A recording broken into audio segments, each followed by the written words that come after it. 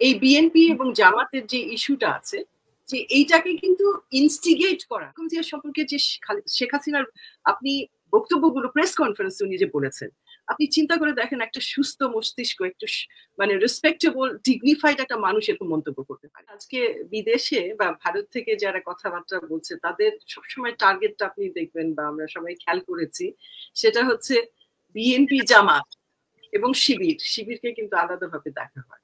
এটা হচ্ছে ভারতের দৃষ্টিভঙ্গি থেকে বা দৃষ্টিকোণ থেকে। রাজনৈতিক একটা বিপ্লবের পরে একটা পরিস্থিতি কিন্তু খুব নাজুক থাকে, খুব সেন্সিটিভ থাকে। সেখানে কিছু কথাবার্তা আমি দেখছি যে জামাতের মতন সংগঠনের কাছে আমরা আশা করিনি, যেগুলো বেসামাল কিছু কথা।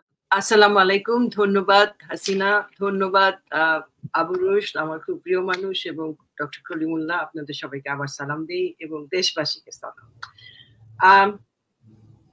এটা খুব একটা স্পর্শকাতর বিষয় আমার জন্য, এই কারণে যে দেখেন আমরা আমাদের কিছু ধর্মীয় বিশ্বাস আছে, আমরা সেই বিশ্বাসের উপরে জীবনযাপন করি। তো অনেকে যে যা ধর্মে বিশ্বাস করে। তো একজনের কবর দেয়া হয়েছে, সেই কবরটা উঠিয়ে দিবে। এবং আমার আব্বার, আমরা জানি যে আমার আব্বা যখন মৃত্যু হয়, তো জিয়াউর রহমান সাহেব ইনসিস্ট করেছিলেন যে ওনাকে ঢাকায় কবর দেওয়া হবে, এবং ওই যে যেখানে ওনার কবরটা দেয়া হয়েছিল মূলত ওখানে একটা পরিকল্পনা ছিল যে ওইখানে একটা মসজিদ হবে এবং একটা পুরনো কবর ছিল। এটা হচ্ছে আমাদের মুসলিম লীগের একজন খুব প্রখ্যাত এবং খুব শ্রদ্ধেয় একজন, ওনার নাম কি ছিল যেন, রাজিয়া খান আমিন ওনার আব্বার কবর ছিল। তারপরে আমার আব্বা সৈয়দ বদরুদ্দোজা না, রাজিয়া খান আমিন, তমিজউদ্দিন খান স্পিকার ছিলেন পার্লামেন্টের, ওনার কবর ছিল এবং সেখানে আমার আব্বার কবরটা দেওয়া হবে। মূল পরিকল্পনা ছিল যে সংসদ ভবনের একটা মসজিদ হবে।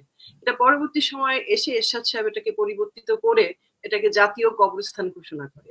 এখানে 5টা কবর আছে, 6টা কবর আসলে তমিজউদ্দিন সাহেবের কবর সহ আমার আব্বাকে ওখানে কবর দেওয়া হচ্ছে।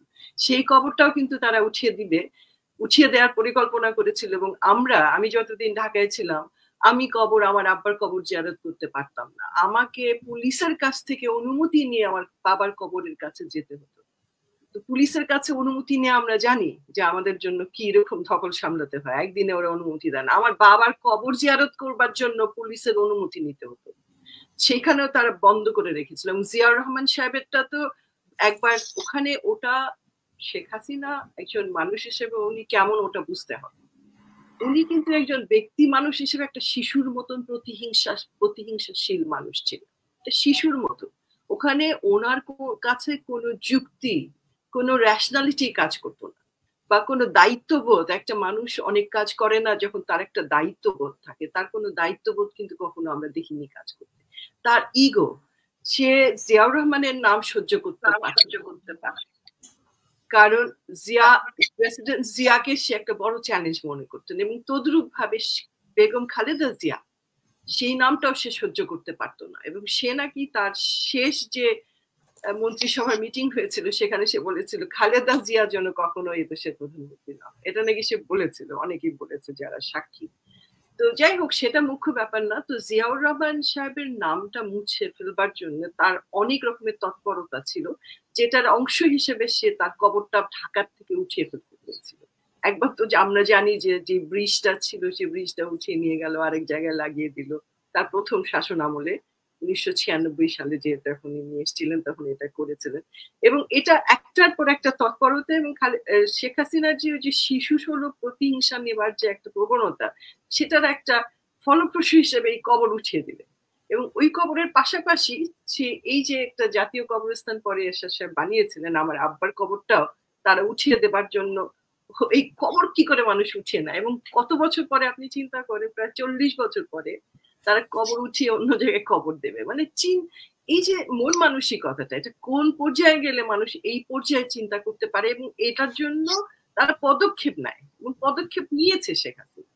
আমি তো জানি নিজেই, আমি ভিকটিম, এই কারণে যে আমি ওই কবরটায় যেতাম, আমার বাবার কবরে আমি সপ্তাহে একবার করে যেতে চাইতাম এবং জিয়ারত করতাম, সেখানে পর্যন্ত আমরা ঢুকতে পারি। এই শেখ হাসিনার কথা বলে আমি বলবো কি, মানে এটা খুব আমার জন্য একটা খুব মানে একটা ইমোশনাল বিষয় কিন্তু রাজনৈতিক দিক চিন্তা করতে হবে শেখ হাসিনা কে এবং কার তৈরি। যেটা আবু রুশদ একটু আগে বললো যে সে 1981 সালে যখন জিয়া হত্যা হলো তখন তার যে অবস্থানটা, তার অ্যাক্টিভিটিস আমরা খেয়াল করেছি, এবং সে মাত্র 2 সপ্তাহ আগে বাংলাদেশে এসেছিল, তারপরে এরকম একটা ঘটনা ঘটলো এবং সে সঙ্গে সঙ্গে পালিয়ে যাচ্ছিল বোরখা পরে। এটা কিন্তু অনেক সাক্ষী আছে এবং এটা যথেষ্ট প্রমাণও আছে আমরা যেটা জানি। তো সে যে কেন এই ঘটনা কাজগুলো করছিল এবং তার যে কি গিল্ট ফিলিংস ছিল, সেটার পিছনে কি কারণ ছিল, এগুলো কিন্তু জাতির, আমাদের দেশের জাতির জানা দরকার। কারণ শেখ হাসিনা আসলে কি, তাকে একটা মানে কি বলবো, একটা ডোসাইল, একটা শিশু সুলভ মনস্টারে তৈরি করা হয়েছে। শিশু সুলভ শব্দটা খুব পজিটিভ, কিন্তু তার জন্য এই পজিটিভ শব্দটা আমি মনে করি যে প্রযোজ্য নয়। সে যেসব কার্যকলাপ করেছে, আপনি চিন্তা করেন, সে কিন্তু একদিন আগে জানতো তাকে চলে যেতে হবে এবং শি প্রেফার্ড, উনি চেয়েছেন যে সেফ এক্সিট নিবেন এবং উনি পালিয়ে যাবেন। এটা কিন্তু সিদ্ধান্ত হয়েছে, আমি যেটুকু বুঝি বা জানি, একদিন আগে, অন্তত 24-48 ঘন্টা আগে তিনি জানতেন, এবং তার নাকি 124টা লাগেজ প্যাক করে আগেই পাঠিয়ে দেওয়া হয়েছে। তো সেখানে ঠিক 5 তারিখে আপনি চিন্তা করেন যতগুলো মানে হত্যা করা হয়েছে। 5 তারিখে আমি গতকালকে একটা ভিডিও দেখছিলাম, যেভাবে পুলিশ গুলি ছুটছিল এবং মানে ছাত্র জনতাকে নির্বিকারে। 5 তারিখে তো অনেক মারা গিয়েছে, সব থেকে বেশি হত্যা করা হয়েছে। তো আপনি শেখ হাসিনার নির্দেশই তো এটা হয়তো সে আনন্দে মানে উনি চলে যাওয়ার আনন্দে সবাই এটাকে আর অত বেশি প্রকাশ হয়নি, কিন্তু সেই দিন অনেক হত্যা হয়েছে। অনেক, সব থেকে বেশি হত্যা হয়েছে 5 তারিখে, যেটা আমি যে তথ্যগুলো পেয়েছি সোফার। তো আপনি চিন্তা করেন, সে যাওয়ার আগে পর্যন্ত মানুষ যতগুলো পেরেছে, মানে ভারত বাংলাদেশ বর্ডারে যেরকম ট্রিগার হ্যাপি, গুলি করে মানুষ হত্যা করে, ওটা তাদের খুব একটা সুখ এনে দেয়, কারণ একজন মুসলমান কমলো। এই যে ট্রিগার হ্যাপি, শেখ হাসিনার জন্য বাংলাদেশের একটা নাগরিক কমলো, এটা ওয়াজ হার ট্রিগার হ্যাপিনেস, যে অনেক শান্তি সুখ পেতেন হয়তো উনি হত্যা হলে। কারণ তার কি প্রতিহিংসা ছিল আপনি চিন্তা করেন, তার বাবার মৃত্যুর সঙ্গে সে এই দেশের জনগণকে রেশিওতে নিয়ে আসতেন। তিনি ভাবতেন যে জনগণকে মারলে হয়তো তার বাবার মৃত্যুর প্রতিশোধ হবে। এখানে শুধু মিলিটারি না, এতগুলো ফাঁসি দিয়েছেন, এত কিছু করেছেন, আমরা তো অনেক ঘটনা জানতে পেরেছি। আপনার অনুষ্ঠানেও আমি দেখলাম যে ওই হুদা সাহেবের যে মৃত্যুর ঘটনা, তো এই যে বলেন, তারপরেও কিন্তু তার কিন্তু আত্মিক শান্তি সে পায়নি। সে মানে আমি কি বলবো, এরকম একজন মানুষ যিনি মানসিকভাবে বিকারগ্রস্ত বলতে হবে এটাকে, কারণ তার কার্যকলাপ তাই করে। এখানে আমি বেশ কয়েকটা অনুষ্ঠানে, আমেরিকাতে দুজন মিলে একটা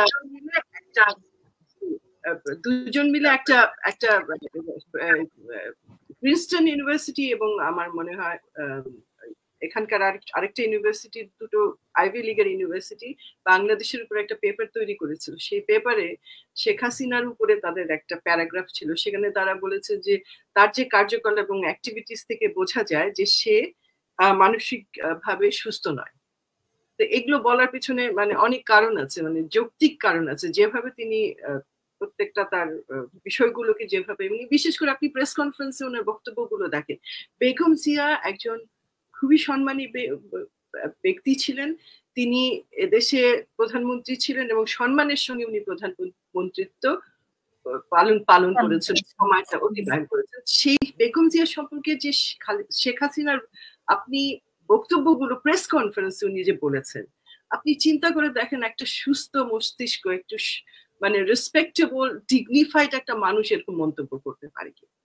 শুধুমাত্র সম্ভব হচ্ছে যার মানসিকভাবে ভারসাম্য নেই। জামাত এবং বিএনপি নিয়ে যে কথাগুলো বলা হচ্ছে, এগুলো আমার মনে হয় একটু স্টেজড কতগুলো মন্তব্য, এবং আমার মনে হয় না যে, দেখেন আজকে বিদেশে বা ভারত থেকে যারা কথাবার্তা বলছে, তাদের সবসময় টার্গেটটা আপনি দেখবেন বা আমরা সবাই খেয়াল করেছি, সেটা হচ্ছে বিএনপি, জামাত এবং শিবিরকে কিন্তু আলাদাভাবে দেখা হয়। এটা হচ্ছে ভারতের দৃষ্টিভঙ্গি থেকে বা দৃষ্টিকোণ থেকে দেখা হয়। কেন করা হয়, এটা কিন্তু একটা কারণ আছে, এটা খেয়াল করতে হবে। এখন হচ্ছে আমরা যখন এই যে ভারতের ভঙ্গিটার কথা উল্লেখ করি তখন কিন্তু আমাদের বুঝতে হবে যে আওয়ামী লীগ ঘরানার যারা রাজনীতি করে তারা কিন্তু একই রকম মন্তব্য বাংলাদেশের ভেতর থেকে দিয়ে থাকে। তো এই যে বিএনপি জামাত শিবির এই কথাগুলো তারা বলে কেন? কারণ এরা হচ্ছে ভারত বিরোধী। তো এইখানে বিএনপি এবং জামাতের যে মিলটা, এদের যে রাজনৈতিক একটা সমীকরণ, এই জায়গাটায় খালি একটা পয়েন্ট, তারা ভারতের আগ্রাসন বা হেজিমনির বিরুদ্ধে দাঁড়ায় এবং দাঁড়াতে সক্ষম এবং দাঁড়াবে। তারা রাজনৈতিক যেটা উল্লেখ করেছিল বাংলাদেশ জাতীয়তাবাদীর কথা, আবু রুশদ একটু আগে বলেছে, যারা এই রাজনীতিতে বিশ্বাস করে, জামাত যদিও ওইভাবে বাংলাদেশি জাতীয়তাবাদের কথা বলে না, কিন্তু তাদের রাজনৈতিক অবস্থান কিন্তু এখানে একটা সমীকরণ আছে বিএনপির সঙ্গে জামাতের। সেই কারণে ভারতপন্থী যারা রাজনীতি করে বাংলাদেশের ভেতরে এবং ভারতের অবস্থান থেকে, এরা সবসময় এই দুইটা দলকে টার্গেট করে এবং বিএনপি এবং জামাতকে বিচ্ছিন্ন করে রাখবার তাদের কিন্তু নানান রকম প্রক্রিয়া কাজ করেছে বিভিন্ন সময়। বিশেষ করে গত 15 বছরে যদি আপনি খেয়াল করেন, বা আপনি 1996-এ যখন প্রথম শেখ হাসিনা ক্ষমতায় আসলো, তখনও ভারতের যে অবস্থানটা আমরা সবাই খেয়াল করেছি। আমি শিওর যে কলিমুল্লাহ সাহেব। কিন্তু জামাত, আপনি ভারতের এখানে আমরা কিভাবে দোষ দেব? আমরা তো দেখছি জামাত প্রকাশ্যেই অনেক কথা বলছে। আমি ওখানে আসছিলাম, ভারতকে দায়ী করবো কিনা? জি, আমি ওখানে আসছিলাম, কিন্তু যে এই যে ভারতের যে কাজগুলো, এগুলো কিন্তু কতগুলো এজেন্ডা বেসড। যেমন ভারত বাংলাদেশের কাছে কি চায়, এগুলো কতগুলো এজেন্ডা বা কত সুনির্দিষ্ট কতগুলো অবস্থান আছে যেগুলো বাংলাদেশ থেকে তারা সাক করে নিয়ে যেতে চায়। বাংলাদেশ থেকে মানে আমাদের থেকে মানে কি বলবো, এগুলোকে যে রক্ত শোষণ করে ওরকম শোষণ করে নিয়ে যেতে চায়, যেগুলো করেছে। বাংলাদেশকে ট্রানজিট ব্যবহার করতে চায়। এই যে 7-6-কে অক্ষুণ্ণ রাখবার জন্য তারা নানান রকম প্রক্রিয়া এবং সবকিছু তারা মানে তাদের স্বার্থে করেছে। এটা শুধুমাত্র সম্ভব হয়েছিল শেখ হাসিনার কারণে। তাছাড়া তো এর আগে এতগুলো সরকার ছিল বাংলাদেশে, এই 15 বছর এবং আরো 5 বছর বা 20 বছর যদি আপনি বাদ দেন, এই 53 বছরের স্বাধীনতার পরে, তো কখনোই কিন্তু ভারত ওইভাবে কিছুই নিতে পারেনি বাংলাদেশ থেকে। শুধুমাত্র শেখ হাসিনাকে যখন থেকে ইমপ্ল্যান্ট করেছে তারপর থেকে করতে পেরেছে। যেটা বলতে চাচ্ছিলাম, এই বিএনপি এবং জামাতের যে ইস্যুটা আছে, যে এইটাকে কিন্তু ইনস্টিগেট করা হয়। এবং আমি জানি আমরা সবাই সচেতন, আমি করে ধরেন রাজনৈতিক একটা বিপ্লবের পরে একটা পরিস্থিতি কিন্তু খুব নাজুক থাকে, খুব সেন্সিটিভ থাকে। সেখানে কিছু কথাবার্তা আমি দেখছি যে জামাতের মতন সংগঠনের কাছে আমরা আশা করিনি, যেগুলো বেসামাল কিছু কথাবার্তা বিচ্ছে সাংবাদিকতায় আবু রুশদ এবং ডক্টর কলিমুল্লাহ তো বিভিন্ন পর্যায়ে এইসব নিয়ে পর্যালোচনা করেন বা বিশ্লেষণ করেন। তো উনিও বলছেন যে এই কাজগুলো পিছন থেকে কেউ চাবিকাঠি নাড়ায়। কারণ আমাদের সবার ভেতরে কিন্তু ভারতীয় কি বলবো, ভারতীয় সিম্প্যাথাইজার আছে, মানে যারা আমাদের মধ্যেও কাজ করে। তারা বাইরে একটু রিতাপা, আমরা একটু আবু রুশদ ভাই থেকে শুনি। ভাই, এই যে জামাত বিএনপি শেষ করে দিলে ভালো হতো, আমি যদি কনক্লুড করতে পারতাম ভালো হতো। যে এটা বলছে যে এটা কিন্তু এই যে সম্পর্কটার মধ্যে যেই একটা দ্বন্দ্ব তৈরি করবার প্রচেষ্টা, এটা কিন্তু বাইরে থেকে করা হয়। এটা আমি আপনাদের বলছি। তার পাবলিক স্টেটমেন্ট দিয়েছেন, যে কারণে কিন্তু একটু সংশয় এবং কিছু প্রশ্ন উত্থাপিত হচ্ছে। এগুলো সম্পর্কে সবাইকে সচেতন হওয়া উচিত। বিশেষ করে যারা রাজনীতিক দায়িত্ব নিয়ে রাজনীতি করছেন, তাদের আমার মনে হয় খুবই সচেতন এবং সাবধান থাকা দরকার। ধন্যবাদ।